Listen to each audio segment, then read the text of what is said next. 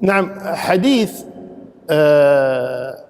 لا تجوز شهادة بدوي على صاحب قرية، يعني كثر اللغط فيه. أنا سمعت أيضا بعض الناس يجون سألوني وكذا، هل هذا يصح أو لا يصح؟ أول شيء الحديث إن شاء الله أنه حسن، يعني حديث حسن رجه أبو داود وغيره، وهو حديث حسن. لكن المشكلة الناس عطوا الموضوع أكبر من حجمه. الحديث واضح جدا. يعني أولا الإشكالية عند الناس أن البدوي في الشريعة غير البدوي عند الناس الآن. البدوي في الشرع أو الأعرابي في الشرع غير الأعرابي والبدوي اللي عند الناس اليوم يتكلمون فيه.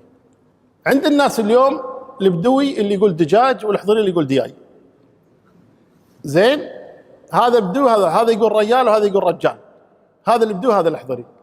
ليس هكذا، وإنما البدوي هو الذي يعيش في البادية.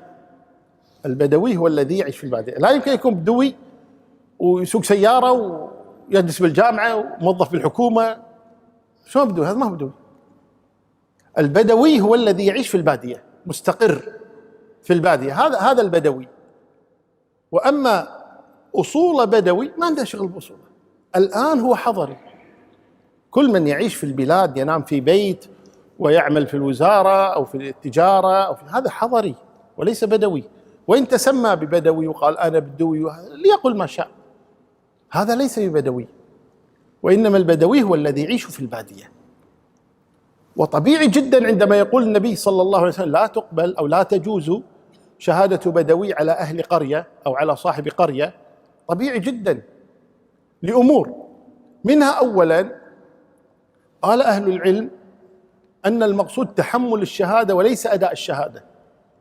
تحمل الشهادة وليس أداء الشهادة. كيف تحمل الشهادة؟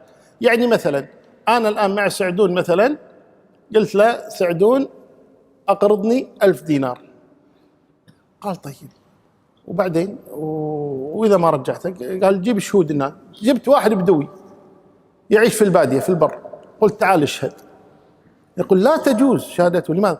منين تجيبه هذا عشان يأكد الشهادة؟ وين تلقاه؟ لأن هذا ليس له مقر ثابت.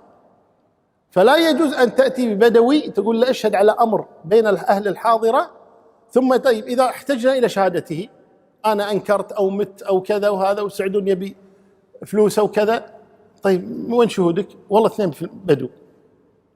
وين بدو؟ ما أدري. بدو. تعال اضرب البر كله عشان تلقى هؤلاء البدو اللي شهدوا على هذا. فهذا شهادة التحمل. قال لا يجوز أن يتحمل الشهادة بدوي، لأنه لا يمكن أو يصعب جدا أن يأتي أو نأتي به ليقر بالشهادة. هذا أمر. المعنى الثاني قال أهل العلم المقصود الأداء وليس التحمل. إذا فرضنا الاحتمال الثاني أن الأداء، قال لا تجوز لأنه لا يمكن، يعني هذا بدوي يعيش في البادية يأتي يشهد على شخص في الحاضرة يقول فعل كذا وفعل كذا. طيب وين أهل الحاضرة؟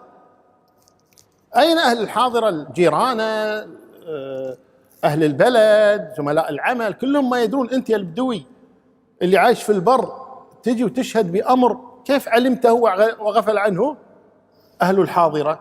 فإذا قال لا تجوز شهادته.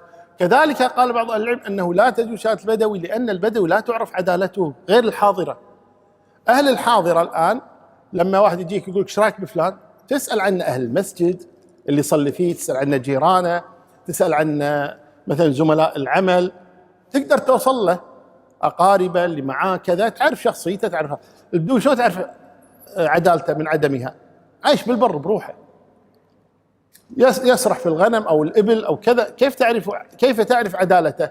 فعادة أهل البادية لا تعرف عدالتهم، لكن هذا لا يعني أنهم ليسوا عدول، لكن لا تعرف عدالتهم لأنه يصعب ذلك لأن ما يعيش جنب ناس، كل واحد بروحه، فصعب جدا أن تأخذ عدالتهم غير أهل الحاضرة تعرف عدالتهم.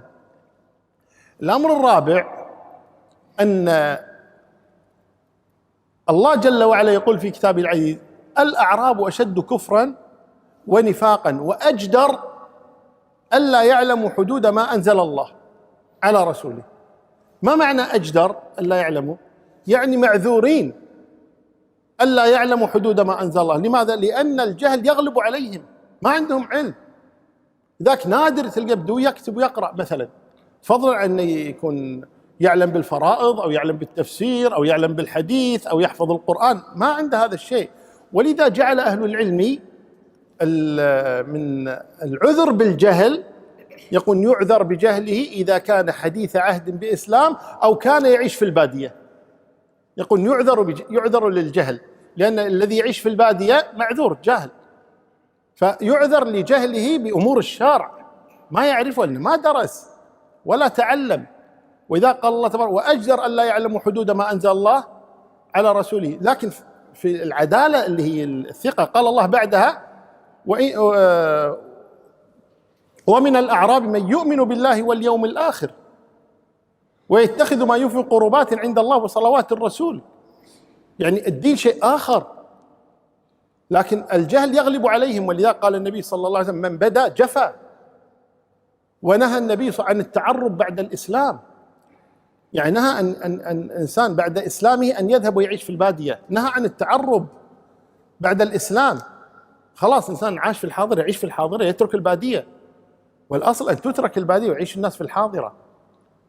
فلأجل هذا قال النبي صلى الله عليه وسلم لا تجوز شهادة البدوي على أهل الحاضرة، لهذا السبب أنه لا يعرفهم ولا يعرفونه ولا يعيش معهم ولا كذا. ولك أن تعكسها، لا تجوز شهادة الحاضرة على أهل البادية، لا يعرفهم، لكن يبقى أمر أن أهل الحاضرة في الأصل أنهم أكثر دينا من أهل البادية. وإذا قال الله تبارك الأعراب أشد كفرا ونفاقا ويتساهلون في أمور الدين لجهلهم بها، لجهلهم في أمور الدين، فذلك يتساهلون في هذه الأمور لأنهم يجهلونها. أما أهل الحاضرة فتجد فيهم العلماء، فيهم العباد، فيهم قوام الليل، هذا ما تجد في البادية، هذا تجد في الحاضرة. فلا يجوز أن يعطى الموضوع أكبر من حجمه، وبدو حضر، جهالة، هذه جهالة. فالناس الآن اللي يعيشون في البلاد كلهم حاضرة، سواء تسمى بدوي أو تسمى حضري، كلهم حاضرة. البدوي هو اللي يعيش في البادية، وهذا هو فعلا أجدر ألا يعلم حدود ما أنزل، لأنه ما يتعلم هناك. والله أعلم. بعد اي البعض يعني فعلا انا قرات او عفوا رايت كلام للشيخ صالح الفوزان لما شرح هذا الحديث، تكلم عن هذا، وهذا رأي صحيح، كلامه صحيح. يعني ان الاعراب فيهم الجفاء وفيهم الجهل، هذا امر طبيعي جدا. فالانسان المسلم يجب ان يتقي الله، لا يسيء للعلماء لانه والله قال عن البدو كذا او قال عن الحضر كذا. نترفع عن هذه الأمور، نترفع عن الطعن في علماء المسلمين في مثل هذه الأحوال، والله المستعان.